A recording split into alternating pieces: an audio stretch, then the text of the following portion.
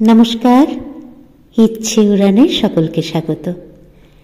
আজ আমরা যে গল্পটির সঙ্গে থাকব সেই গল্পটির নাম খুঁটি দেবতা। লেখক বিভূতিভূষণ বন্দ্যোপাধ্যায়। শুনতে থাকুন। ঘোষপাড়ায় দোলের মেলায় যাইবার পথে গঙ্গার ধারে মঠটা পড়ে। মঠ বলিলে ভুল বলা হয়, ঠিক মঠ বলিতে যাহা বোঝায় সে ধরনের কিছু নয়। ছোট খড়ের ঘর, খান 4-5 মাঠের মধ্যে, একধারে একটা বড় তেঁতুল গাছ। গঙ্গার একটা ছোট খাল মাঠের মধ্যে খানিকটা ঢুকিয়া শুকাইয়া মজিয়া গিয়াছে। জোয়ারের সময় তবুও খালটা কানায় কানায় ভরিয়া ওঠে। ঠিক সেই সময় জেলেরা দোয়ারি পাতিয়া রাখে। জোয়ারের তোরের মুখে মাছ খালে উঠিয়া পড়ে, ভাটার টানে নামিবার সময় দুয়ারির কাঠিতে আটকাইয়া আর বাহির হইতে পারে না। কাছেই একটু দূরে শঙ্করপুর বলিয়া ছোট গ্রাম। কিছুকাল পূর্বে রেল কোম্পানি একটি ব্রাঞ্চ লাইন খুলিবার উদ্দেশ্যে খানিকটা জমি সার্ভে করাইয়া মাটির কাজ আরম্ভ করাইয়াছিলেন। কোনো কারণে লাইন বসানো হয় নাই। মাঠের উত্তর দক্ষিণে লম্বা প্রকাণ্ড উঁচু রেলওয়ে বাঁধটার দুপাশের ঢালুতে নানা জাতীয় কাঁটা গাছ, আকন্দ ও অন্যান্য বুনো গাছপালা গজাইয়া বন হইয়া আছে। আকন্দ গাছটাই বেশি। খুঁটি দেবতার অপূর্ব কাহিনী এইখানেই শুনিয়াছিলাম। গল্পটা বলা দরকার। শঙ্করপুর গ্রামের পাশে ছিল হেলেন চাষিপুর। এখন তাহার কোনো চিহ্ন নাই। বছর 15 পূর্বে গঙ্গায় লাটিয়া গিয়া মাঝগঙ্গার ওই বড় চরটার সৃষ্টি করিয়াছে। পূর্বস্থলীর চৌধুরী জমিদারদের সহিত ওই চরার দখল লইয়া পুরনো প্রজাদের অনেক দাঙ্গা ও মোকদ্দমা হইয়াছিল। শেষ পর্যন্ত প্রজারাই মামলায় যেতে বটে, কিন্তু চরটা চিরকালই বালুময় থাকিয়া গেল। আজ 10 বৎসরের মধ্যে চাষের উপযুক্ত হইল না। পাঞ্জা দখলে আসিলেও চরটা প্রজাদের কোনো উপকারে লাগে না, অনাবাদী অবস্থায় পড়িয়া থাকে। আজকাল কেহ কেহ তরমুজ কাঁকুর লাগাইতেছে দেখা যায়। এই গ্রামে রাঘব চক্রবর্তী পূজারী বামুন ছিলেন। রাঘব চক্রবর্তীর কেহ ছিল না। পৈতৃক আমলের খড়ের বাড়িতে একা বাস করিতেন। একাই নদীর ঘাট হইতে জল আনিয়া বনের কাঠ কুড়াইয়া রাঁধিয়া বাড়িয়া খাইতেন। গায়ে শক্তিও ছিল খুব। পিতামহের আমলের সেকেলে ভারী পিতলের ঘড়া ভরিয়া 2টি বেলা 1 পই পথ দূরবর্তী গঙ্গা হইতে জল আনিতেন। ক্লান্তি বা আলস্য কাহাকে বলে জানিতেন না। রাঘব চক্রবর্তী পয়সা চিনিতেন অত্যন্ত বেশি। বাঁশের চটার পাখা তৈয়ারি করিয়া 20 দরে ডোমেদের কাছে ঘোষপাড়ার দোলে বিক্রয় করিতে পাঠাইয়া দিতেন। অবসর সময়ে ঝুড়ি কুলো ডালা বুনিয়া বিক্রয় করিতেন। মাটির প্রতিমা গড়িতে পারিতেন। উলু ঘরের টুপি ফুল ঝাঁটা তৈয়ারি করিতেন। সুন্দর কাপড় রিপু করিতে পারিতেন। এইসব তাহার প্রিয়ায়ের পন্থা ছিল। সংসারে কেহই নাই, না স্ত্রী না ছেলে মেয়ে। কে তাহার পয়সা খাইবে? তবুও রাঘব টাকা জমাইয়া যাইতেন। একটা মাটির ভাঁড়ে পয়সা করি রাখিতেন। সপ্তাহে 1 বার বা 2 বার ভাঁড়টি উপর করিয়া ঢালিয়া সব পয়সাগুলি সযত্নে গুনিতেন। ভাঁড়ের মধ্যে যাহা রাখিতেন পারতপক্ষে তাহার বাহির করিতেন না। গ্রামের সবাই বলিত, রাঘব চক্রবর্তী হাতে বেশ 2 পয়সা গুছাইয়া লইয়াছেন। একদিন দুপুরে পাক সারিয়া রাঘব আহারে বসিবার উদ্যোগ করিতেছেন, এমন সময়ে একখানা ছই ঘেরা গরুর গাড়ি আসিয়া তাহার উঠোনে থামিল। গাড়ি হইতে একটি 25-26 বছরের যুবক বাহির হইয়া আসিল। রাঘব চিনিলেন, তাঁর দূর সম্পর্কীয় ভাগিনেও নন্দলাল। নন্দলাল আসিয়া মামার পায়ের ধুলা লইল। রাঘব বলিলেন, এসো বাবা। ছইয়ের মধ্যে কে? নন্দলাল সলজ্জ মুখে বলিল, আপনার বৌমা। ও, তা কোথায় যাবে? ঘোষপাড়ার দোল দেখতে বুঝি? নন্দলাল অপ্রতিভের সুরে বলিল, আগে না, আপনার আশ্রয়েই আপাতত, মানে বামুনহাটের বাড়িঘর তো সব গিয়েছে। গত বছর মাঘ মাসে বিয়ে, তো এতদিন বাপের বাড়িতেই ছিল। সেখান থেকে না আনলে আর ভালো দেখাচ্ছে না। তাই নিয়ে আজ একেবারে এখানেই। রাঘব বিশেষ সন্তুষ্ট হইলেন না। তিনি চিরকালই একা থাকিয়া আসিয়াছেন, একা থাকিতেই ভালোবাসেন। এ আবার কোথা হইতে উপসর্গ আসিয়া জুটিল, দেখো কাণ্ড। যাহা হোক, আপাতত বিরক্তি চাপিয়া তিনি ভাগিনী ও বধূকে নামাইয়া লইবার ও পূর্ব দিকের ভিটার ছোট ঘরখানাতে তাহাদের থাকিবার বন্দোবস্ত করিলেন। সন্ধ্যার পরে ভাগিনেয়কে জিজ্ঞাসা করিলেন, এখানে তো নিয়ে এলে, হাতে কিছু আছে টাছে তো? আমার এখানে আবার বড় টানাটানি। ধান অন্যবার যা হয়, এবার তা শিখিয়েও পাইনি। যজমানদের অবস্থা এবার যা। নন্দ এ কথার কিছু সন্তোষজনক জবাব দিতে পারিল না। রাঘব বলিলেন, বৌমার হাতে কিছু নেই? ও কোথায় পাবে? তবে বিয়ের দরুন গয়না কিছু আছে, ওর ওই হাত বাক্সটাতে আছে যা আছে। জায়গা ভালো নয়, গয়নাগুলো বাক্সে রাখায় আমি বলি বেশ, 5 জন টের পায়। আমি আবার থাকি গাঁয়ের এক কোণে পড়ে, আর এই তো সময় যাচ্ছে, ওগুলো আগে সাবধান করা দরকার। দিন 2 পরে নন্দলাল মামাকে বলিল, আমাকে আজ একবার বেরোতে হচ্ছে মামা, একবার বীজপুরে যাব। লোককারখানায় একটা সন্ধান পেয়েছি, একটু দেখে আসি। নন্দলাল ইতিপূর্বেও বীজপুরের কারখানায় কাজ খুঁজিয়াছিল, কিন্তু তেমন লেখাপড়া জানে না বলিয়া কাজ জোটাইতে পারে নাই। বলিল, লোককারখানায় যদি মুকুট ঠেঙাতে পারি তবে এক্ষুনি কাজ জোটে। ভদ্রলোকের ছেলে, তা তো আর পেরে উঠিনে। এই আমার সঙ্গে পাঠশালায় পড়তো মহেন্দ্র, তারা যেতে যুগী। সে 22 মাইনি করছে, 7.5 টাকা হপ্তা পায়, দিব্যি আছে। কিন্তু তাদেরও সব সয়। আমাকে বলেছিল হেডমিস্ত্রির কাছে নিয়ে যাবে, তা আমার দ্বারা কি আর হাতুড়ি পিটুনো চলবে? পরদিন খুব ভোরে নন্দলাল বাটি আসিল। সে রাত্রেই স্টেশনে নামিয়াছিল, কিন্তু অন্ধকারে এতটা পথ আসিতে না পারিয়া সেখানে শুইয়াছিল। শেষ রাত্রের দিকে জ্যোৎস্না উঠিলে রওনা হইয়াছে। নন্দলাল বাড়ি ফিরিয়া দেখিল তখনও মামা উঠেন নাই। পূবের ভিটার ঘরে স্ত্রীও তখন ঘুমাইতেছে।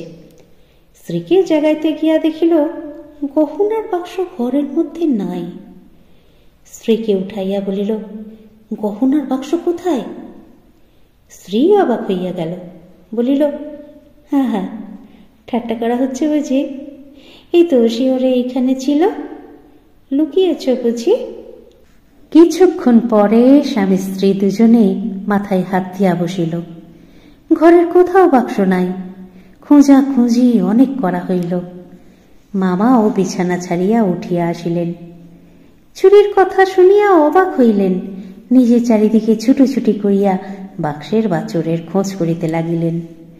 প্রতিবেশীরাও আসিল, থানাতেও খবর গেল, কিছু হইল না। নন্দলালের স্ত্রীর বয়স 20-21, রং টকটকে ফর্সা, সুশ্রী, বড় শান্ত ও সরল মেয়েটি। তার বাপের বাড়ির অবস্থা বেশ ভালো, কিন্তু বৃদ্ধ বয়সে 3য় পক্ষে বিবাহ করিয়া তার বাপ পূর্ব 2 পক্ষের সন্তান সন্ততি দিগকে এখন আর দেখিতে পারেন না। বিবাহের সময় এই গহনাগুলি তিনিই মেয়েকে দিয়াছিলেন। এই হিসেবে দিয়াছিলেন যে গহনাগুলি লইয়া মেয়ে যেন বাপের বাড়ির উপর সকল দাবি দেওয়া ত্যাগ করে। পিতার কর্তব্য এখানেই তিনি শেষ করিলেন। নন্দলালের অবস্থা কোনো কালেই ভালো নয়। বিবাহের পর যেন তাহা আরও খারাপ হইয়া পড়িল। ওই গহনা কয়খানি দাঁড়াইল সংসারের একমাত্র সম্বল। গহনাগুলির ওপর নন্দলাল বাধ্যই ঝোঁক দিয়াছিল, একবার পাটের ব্যবসা বাঁধিতে আর একবার মুদির দোকান খুলিতে শিমুরালির বাজারে। কিন্তু নন্দলালই শেষ পর্যন্ত কি ভাবিয়া 2 বার পিছাইয়া যায়। বউও বলিয়াছিল, দেখো ওই তো পুঁজিপাটা, আর তো কিছু নেই। যখন আর কোনো উপায় থাকবে না তখন ওতে হাত দিও, এখন থাক।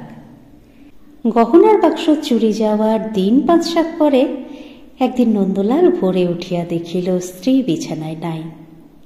বাহিরে আসিয়া দেখিল বউ ঘরের পাশে ছাই গাদা ঘাঁটিয়া কি দেখিতেছে।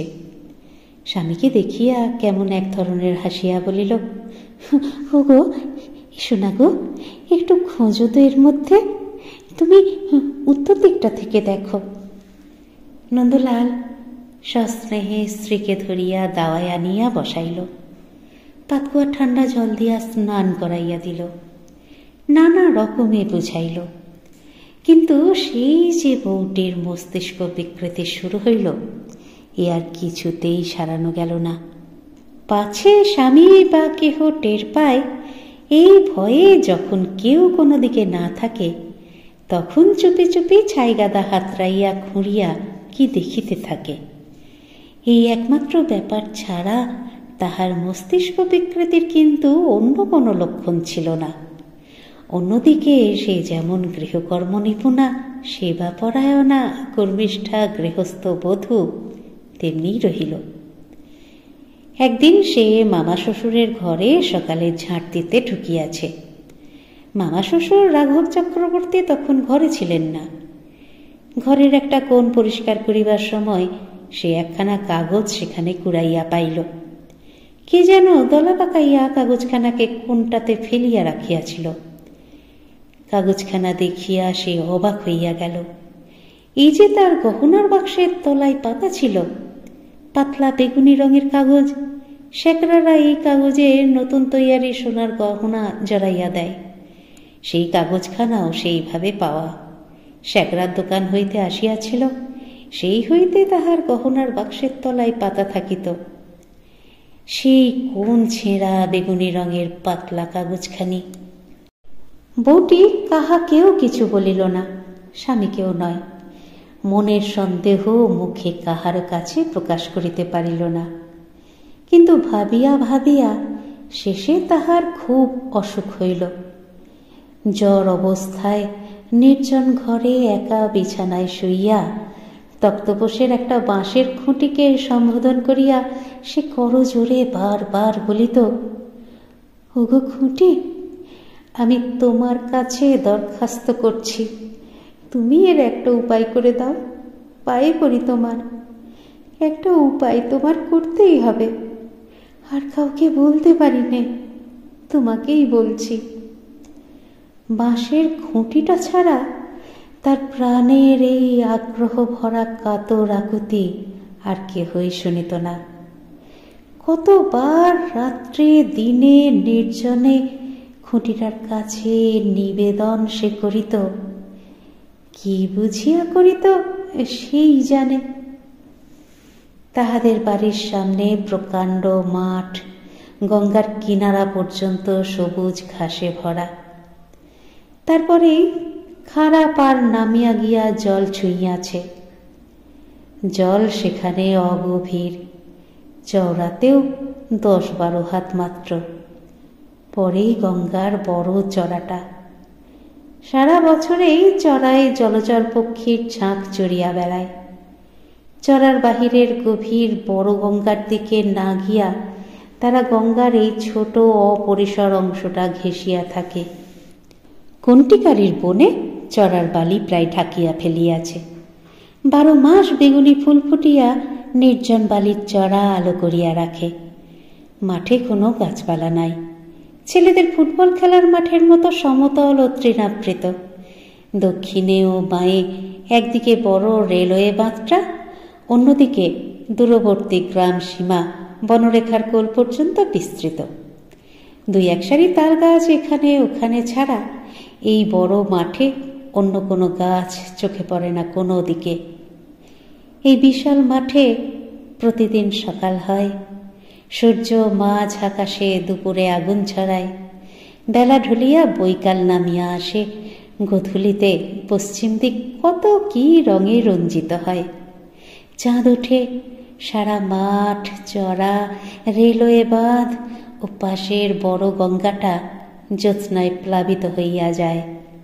কিন্তু কখনো কোনো কালে রাঘব চক্রবর্তী বা তাহার প্রতিবেশীরা এই সুন্দর পল্লী প্রান্তরের প্রকৃতির লীলার মধ্যে কোনো দেবতার পূর্ণ আবির্ভাব কল্পনা করেন নাই, প্রয়োজন বোধ করেন নাই। সেখানে আজ সর্বপ্রথম এই নিরক্ষরা বিকৃত মস্তিষ্কা গ্রাম্য বধূটি বৈদিক যুগের মন্ত্রদ্রষ্টা বিদুষীর মতো মনে প্রাণে খুঁটি দেবতার আবাহন করিল। আমি এই মাঠেই বৈকালে দাঁড়াইয়া কথাটা ভাবিতেছিলাম। কথাটার গভীরতা সেদিন সেখানে যতটা উপলব্ধি করিয়াছিলাম এমন আর বোধ হয় কোথাও করিব না। নন্দলাল স্ত্রীর অবস্থা দেখিয়া বড় বিব্রত হইয়া পড়িল। সে স্ত্রীকে ভালোবাসিত। নানা রকম ঔষধ, জড়ি বুটি, শিকড় বাকড় আনিয়া স্ত্রীকে ব্যবহার করাইল। তিরুলের পাগলিকালির বালা পরাইল। যে যাহা বলে তাহাই করিতে লাগিল, কিন্তু কিছুতে কিছু হয় না। একটা সুফল দেখিয়া সে খুশি হইল যে আজকাল স্ত্রী সকালে উঠিয়া ছাইগাদা হাতড়াইতে বসে না। তবুও সংসারের কাজকর্মগুলি কেমন অন্যমনস্কভাবে করে।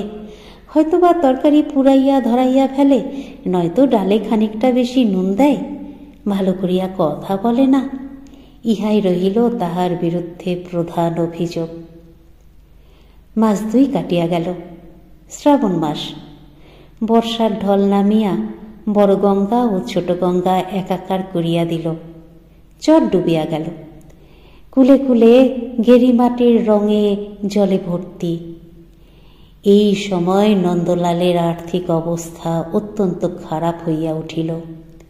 হাতে পূর্বে যাহা কিছু ছিল সবই খরচ হইয়া গিয়াছে। এদিকে চাকরিও জুটিল না। রাঘব চক্রবর্তী ভাগিনেয়কে খুঁটিনাটি লইয়া বকুনি শুরু করিলেন।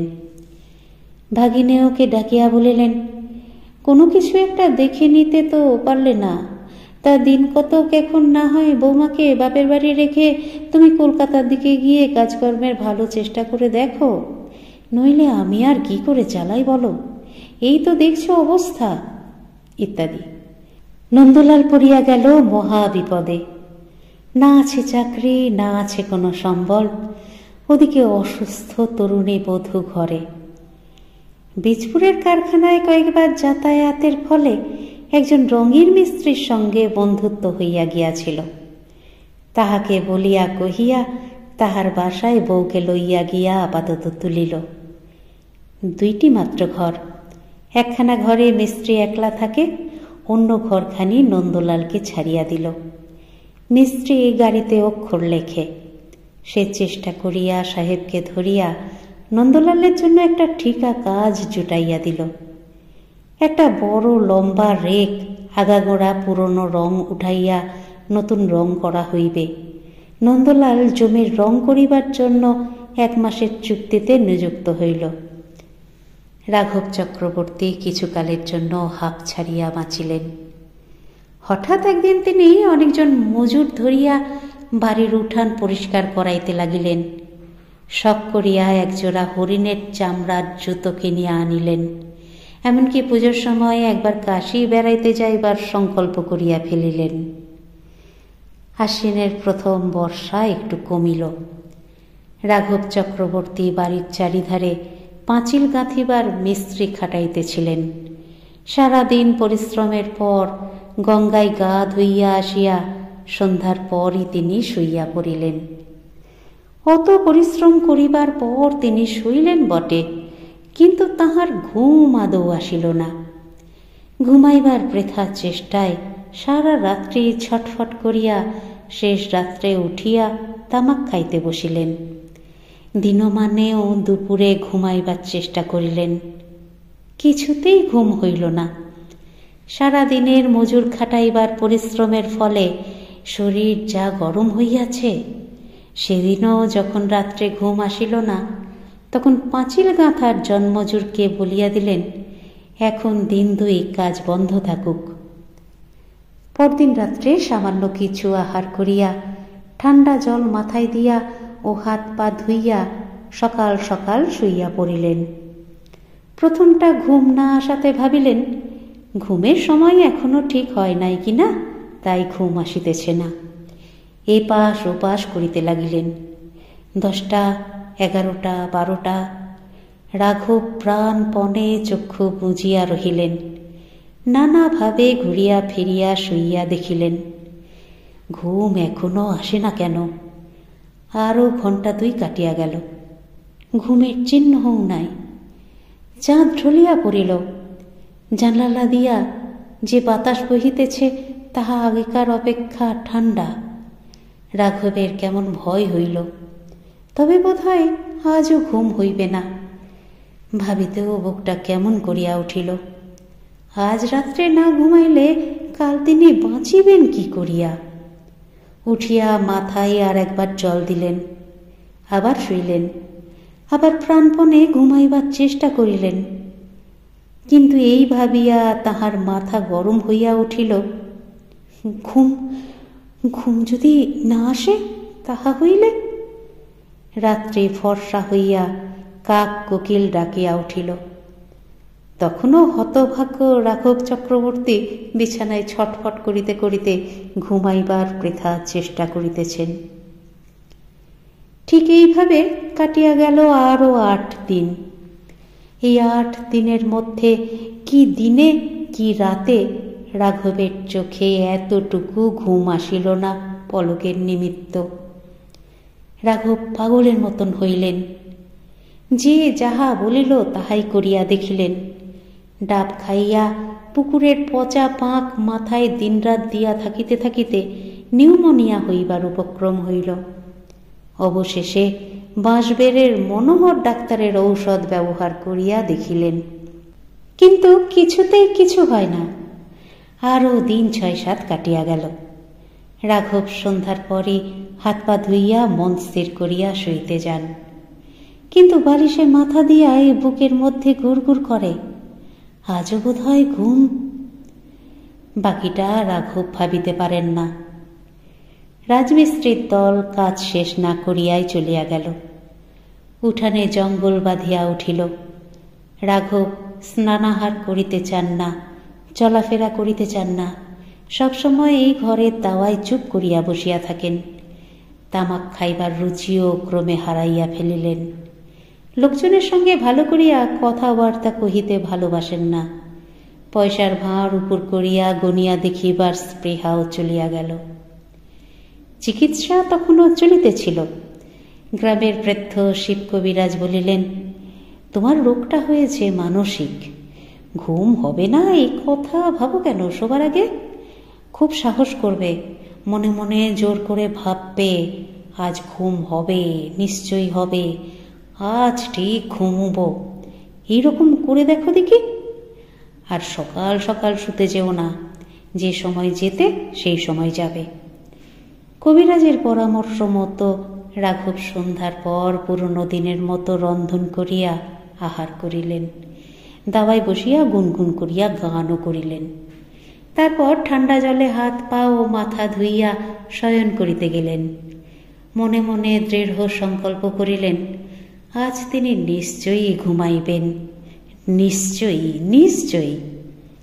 কিন্তু বালিশে মাথা দিয়াই বুকটা কেমন যেন করিয়া উঠিল। ঘুম যদি না হয়? পরক্ষণেই মন হইতে সে কথা ঝাড়িয়া ফেলিয়া দিলেন, নিশ্চয়ই ঘুম হইবে। পাশ ফিরিয়া পাশ বালিশটা আঁকড়াইয়া শুইলেন। ঘরের দেওয়ালে একখানা বাঁধানো রাধাকৃষ্ণের ছবি বাতাস লাগিয়া ঠক ঠক শব্দ করিতেছে দেখিয়া আবার বিছানা হইতে উঠিয়া সেখানা নামাইয়া রাখিলেন। পুনরায় শুইয়া পড়িয়া জোর করিয়া চোখ বুজিয়া রহিলেন। 0.5 ঘণ্টা, 1 ঘণ্টা। এইবার তিনি নিশ্চয়ই ঘুমাইবেন। বুকের মধ্যে গুড়গুড় করিতেছে কেন? না, এইবার ঘুমাইবেনই। 2 ঘণ্টা, 3 ঘণ্টা। রাত 1টা। গ্রাম নিশুতি। কোনো দিকে সারা শব্দ নাই, কাওড়াপাড়ায় 1-8টা কুকুরের ঘেউ ঘেউ ছাড়া। রাত বেশি হইয়াছে, আর রাঘব জাগিয়া থাকিবেন না, এইবার ঘুমাইবেন। বাঁদিকে শুইয়া সুবিধা হইতেছে না, হাতখানা বেকায়দায় কেমন যেন মুচড়াইয়া আছে। ডান দিকে ফিরিয়া শুইবেন। ছারপোকা? না, ছারপোকা তো বিছানায় নাই। যাহা হোক, জায়গাটা একবার হাত বুলাইয়া লওয়া ভালো। যাক, এইবার ঘুমাইবেন। এতক্ষণে নিশ্চিন্ত হইলেন। রাত 2টা। কিন্তু নিশ্চিন্ত হইতে পারিলেন না।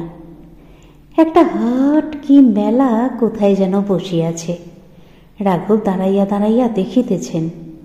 সব লোক চলিয়া গেল, তবুও 2-10 জন এখনো হাট চালিতে ভিড় করিয়া দাঁড়াইয়া শুটকি চিংড়ি মাছের দর কষাকষি করিতেছেন।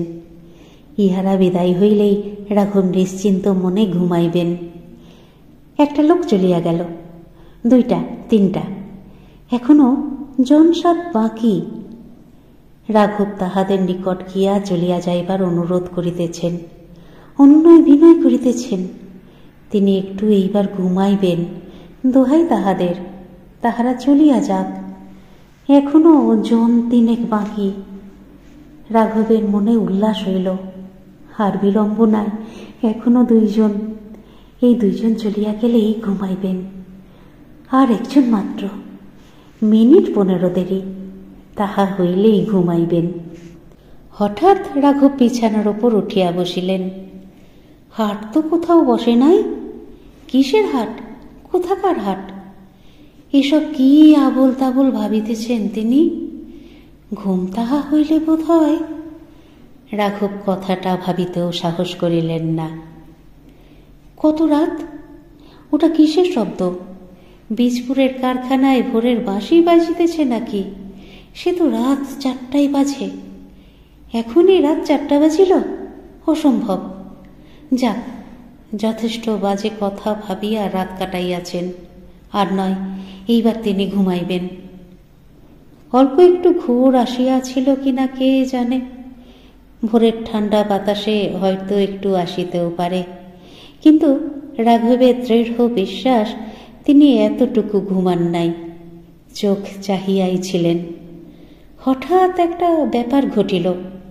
বিস্মিত রাঘব দেখিলেন তাহার খাটের পাশের বাঁশের খুঁটিটা যেন ধীরে ধীরে একটা বিরাটাকার মূর্তি পরিগ্রহ করিয়া তাহার মাথার শিয়রে আসিয়া দাঁড়াইল। ব্যঙ্গের সুরে অঙ্গুলি হেলাইয়া বলিল, মুখ, ঘুমোবার ইচ্ছে থাকে তো কাইলি গহনার বাক্স ফেরত দিস। ভাগ্নে বউয়ের গহনা চুরি করেছিস, লজ্জা করে না? বীজপুরের কারখানার বাঁশির শব্দে রাঘবের ঘোর কাটিয়া গেল। ফর্সা হইয়া গিয়াছে। রাঘবের বুক ধরফর করিতেছে, চোখ জ্বালা করিতেছে, মাথা যেন বোঝা শরীর ভাঙিয়া পড়িতে চাহিতেছে। না, তিনি একটুও ঘুমান নাই, এতটুকু না। বাঁশের খুঁটি টুটি কিছু না, ওসব মাথা গরমের দরুন। কিন্তু ঠিক একই স্বপ্ন রাঘব পরপর 2 দিন দেখিলেন। ঠিক একই সময়ে ভোর রাত্রে, বীজপুরের কারখানার বাঁশি বাজিবার পূর্বে।